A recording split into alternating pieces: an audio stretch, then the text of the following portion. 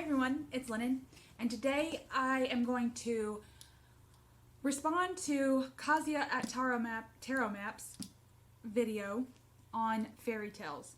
And she did a great video. I loved all of her stories and I wanted to just dive in and find them out. And I knew I wanted to take part in this because reading is a huge part of my life.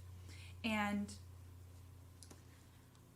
even as a child, my mother would read to me, and then I would grow into and then read my own things. And I guess we're kind of talking about adolescence here. So like I'll say my ages for all these is like 7 to 10, maybe even before that. Okay. And I did manage to pick some favorites, and it was really hard to find a common theme. And if you have any suggestions on what you pick out of this, then by all means tell me in the comments. Now, these are my original copies, and they are falling apart, okay? Surprisingly. And the first one is a very much just a storybook. It's not like a fairy tale per se. It's like a scholastic, so we probably got it at the book fair or something like that. And it's called The Rain Babies. And it was a beautiful, magical story about this couple, and they were longing to have a baby, and they couldn't. And so one night under the light of the full moon, it's raining, right? And then they come upon somehow these tiny, tiny rain babies, okay? And I thought, wow, that's so cool. I want a rain baby, right? And doing, thinking like a little girl would, right? I want this. They look like tiny baby dolls. And so the couple very much starts to raise these babies, these tiny babies, these, baby homunculuses, I guess. And they save them from a whole bunch of danger because they're tiny, right? So the fox is running off with one, or they're falling out of the boat into the river. And the couple very much grows to love and care for the children. And one night, a deceptively handsome man shows up, okay? And he says, I have a proposition for you. If you give me the rain babies, I will give you this beautiful moonstone that's worth sacks of gold, okay? Because they really did live a simple life, right? And so they were like, no, we refuse. We love the babies. They're ours. You're not getting them. And very much like the enchantress from Beauty and the Beast, this deceptively handsome man transforms himself into this like ethereal goddess-looking lady, okay? And says that she's the guardian of the moon babies and left them in her care, in this couple's care, and that they've proved themselves worthy of raising their own child, okay? And I thought, wow, that's crazy. And so she says, look, if they come back to the moon with me, I can raise them properly, but I won't leave you alone. And presented this couple with their very own daughter, okay? Who they say is not, like, magical, but at the ending they say that she picks the sweetest peaches and she has the sweetest laughter and she's able to catch the best fish and stuff like that. So there's some sort of mystery there with this mysterious moon child, okay? And the ending is essentially that she is basically all those little rain babies in human form. And the couple grow to love her. And the ending is so great. Okay, let me read something. It says, some nights when the moon shone, the couple stood at the window. They watched their daughter, arms stretched, hair floating in the soft breeze, whirling gracefully across the moonlit meadow. Just like the moon, this is like a moon child, right? This was me. This was very much what I looked like as a kid. This right here. Arms outstretched, hair everywhere, in the light of the full moon. Or in the light of any moon. And so, this very much had a sense of mystery and a sense of magic and a sense of, I want to meet this mysterious moon lady. Hopefully she'll appear to me one day. And I loved that story. It was one of my favorites. And as you can see, I've worn the thing out because if my mom wasn't reading it to me, I was picking it out myself. Okay, Now the next, I have this worn copy, and I don't know if you can see, but it's wrinkly and just tattered, and one of these soft covers that, you know, it's like your favorite pair of jeans. And this is a long book, okay? That's not meant to just be in this flimsy thing, okay? This is a book. And The Secret Garden was my favorite tale, one of them, because this girl she finds this mysterious garden, right? So in this mysterious garden, it's all dead, and maybe, I think it's the winter, but then there's some sense of that she has to kind of bring it to life, right? There's like this magic there. And the movie did a wonderful job, like a wonderful rendition of the story. And Mary Lennox is very much a privileged child, okay? So she grew up rich, but very much alone because her parents had work or a social class event to go to, and so she was very much all by herself. When they passed away, she went and moved in with her uncle at Mistlethorpe, I think it's called. Mistlethwaite. And he's very much a recluse because he's lost his wife. And so Mary doesn't know anything about this family, and she's always been alone, so that doesn't bother her. And so the only thing she has to do all day is explore the place, this manor, okay? And she eventually finds a garden, and it's key. And so she goes in and realizes, after some time, that she has to kind of bring it to life. And then meets people along the way that are in the house that need to be awakened. And so, like her cousin, Colin, he is a sickly child and is bedridden and apparently has all these ailments. But then she realizes none of it's real. All of this is in your mind, okay? So, upon awakening the garden, she awakens him, and then by awakening him, awakens the love and the light out of the uncle, and then they're all a big one happy family at the end of it. Okay? That's basically this is the essential story. And I think that the garden aspect of it was where I loved it. I mean, of course, the sense of her awakening the house, I thought that the way that they personified the house as an entity, like it's dead and it's just, there's no life in the house and we have to kind of awaken it. Again, we're thinking, I mean, we could think Beauty and the Beast here. But I very much thought about awakening in general, okay? And she's just a little girl, right? And here she is, she's got all this magic in her. She's got this magical green thumb, and she's just able to bring everything to life, these people, and she's not a very happy child, so it's not like her smile is waking everybody up, so she's got some sort of a superpower there. And I love that she had that ability to tie everyone together at the very end. So, now, I did include one fairy tale, which was my favorite, and that was Rapunzel. Now, when I was growing up, okay, and like I said, this is my original copy, okay, and when I was growing up, the pictures, of course, as a doodler since birth, the pictures just called to me, and this Mother Gothel sorceress-like creature was just gruesome, and you just love to hate her, right?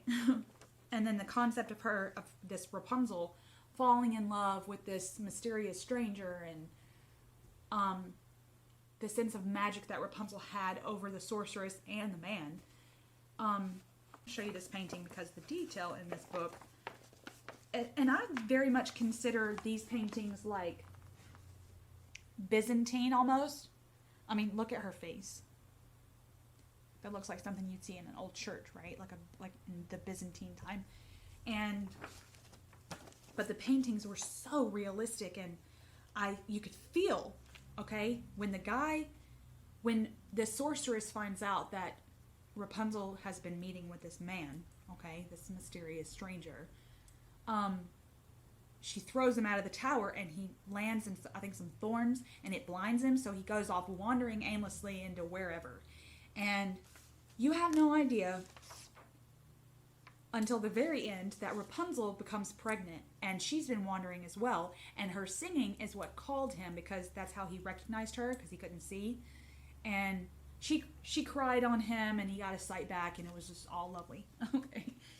And so if we look at this and what Kasia was trying to get us to do, my childhood thoughts on all this was like, I think the mystery and the magic and the enchantment of it, like that sense of actual magic that was taking place, and how some of these beings in the story, like the enchantress, the sorceress, and even Mary as a little girl, seemed to have these powers within them, right?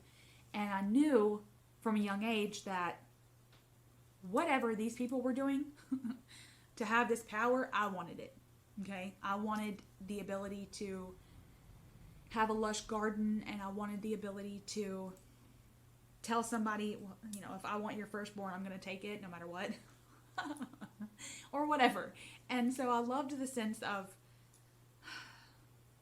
I think, witchiness in all of it. Okay? That's what drew me.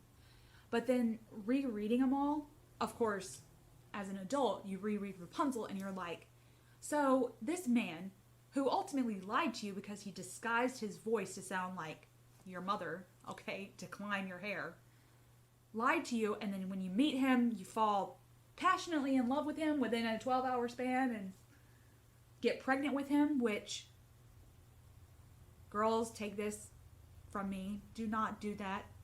Okay, don't meet someone. Yeah, there can be passion there, but that's not what this is about, okay? That's not what love is. You don't fall in love within 12 hours. It just doesn't happen. And so I very much looked down upon the story almost, because I was thinking, how unrealistic is this? These people are trying to tell us that live a life of solitude and eventually a man will appear out of nowhere that you'll fall passionately in love with. You'll have babies and you'll have magic tears and then you'll all live happily ever after. That is not real life, okay? Now, we all know that about storybooks, and there's a sense of, usually there's a sense of morality with it, right? A sense of, like, they're trying to teach you a life lesson, and for the life of me, I could not figure out what the life lesson of this was. Now, we could go back to the beginning of this story where the couple gets pregnant, okay?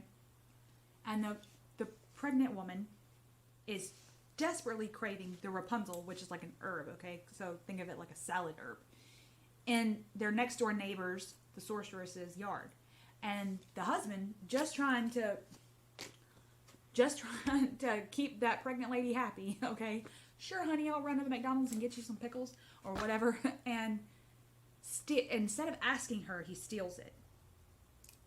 And so that just, right there, I think that they could have stopped the story with that. As soon as the sorceress came out and said, you chose to steal from me instead of ask me, they could have stopped the story right there, and the moral of the story would have been told. Okay, don't steal. If you want something, ask for it. Basically, in a nutshell, right? Now that, in a morality sense, that's all I got from that. And the other ones had a story, I think the Rain Babies, when I looked at it, I very much still fell in love with it because, like I said, there was a mystery there. But it was very much about having the love, right? So they were worthy because they knew what it felt like to take care of those babies, and they loved those babies. And they weren't looking at it as a sense of, I'm going to get something out of this. So that was very much the message with that. And so the common theme, though, that I did find with all of them was like almost abandonment. All of them were alone. Rapunzel was stuck in a tower. The little girl, Mary, in Secret Garden was very much alone over half the story. And there was a sense of solitude and like a dreariness with that loneliness. And it called to me not because of the sadness of loneliness, but that I was always alone. Now, it never bothered me to be alone. I preferred to be alone. And so when I think of the associations that I would make with why I loved the stories, it could, common theme here, being that these were ultimately women that were alone. And even though some of them had problems with that. I didn't. And so maybe that called to me on a level that I didn't really consciously know. So I did find that a common theme. Also, I want to do an honorable mention because I did not read just storybooks, because like I said, I had a hard time. I wanted to read stuff that was kind of fantastical, so out there, way out there. And I lived in the clouds anyway, and I made up my own stories. And so upon reading, I didn't want anything practical. I really didn't want a life lesson. I just wanted somebody to say they lived in a castle in the sky on clouds, and the moon was made out of this special kind of mountain water or whatever. Okay, I'm making stuff up. And so I very much didn't until I was really way into my adolescence, started reading poetry, and that's where my love went with stories. And I very much still read lots of poetry. It's kind of evolved, but as a child, I loved the poems that told stories. Oftentimes they did. And Tennyson, this is my very, very old ancient copy. Tennyson has a lot of poems that I read still to this day. But there's a poem called Mariana. And if we're talking about the loneliness and the solitude that I was saying was common theme, I immediately thought of this poem. And I used to read this as a little girl. Now it's based off of a Shakespeare play called Measure for Measure. And so essentially, Mariana's dad is at sea. The ship overturns. She loses her dowry, right? Well, upon losing her dowry, she loses her fiance. And not in a death sense. He's just like, okay, you're not going to pay me, bye. And so she lives a life of solitude after that because she can't get married because she has no dowry. And so the whole story is about her loneliness, her sexual frustration, the fact that she's going to have to turn into a nun and that's not what she wants out of life, and a sense of boredom. There's a great painting that is by Millet. He's a pre-Raphaelite, and it just conveys this poem to a T. Her frustration, her boredom, and her pose is just like the last line in the poem, which I'll read to you. The pose in that particular painting conveys this. And it says, "Then she said, I am very dreary. He will not come. She wept, I am aweary. Oh God, that I were dead." Like, this lady is so lonely because her fiance left that she thinks she's dead. That essentially her life is over, right? And so I kind of went down a path of why I would think these stories called to me. And like I said, the only thing I could come up with was more along the lines of, I like to be by myself. And I gravitated toward these stories because I very much wanted to be able to tell these women, you're not dead. It's good to be by yourself. I mean, it's not good to be stuck in a tower. But if she really wanted to get out, she could have. So I thought. And so I very much wanted to help these women realize don't have to be alone. I mean, if you don't really want to be alone, you really probably could have made it work. So I want to thank Kasia, and I'm going to leave her link below because this sent me on my own map of childhood and my inner child. And I did love, I mean, it's been 20 plus years since I've read some of these, and that was a great surprise to go back and revisit some of the characters from these stories. So thank you, and I hope everyone has a great day.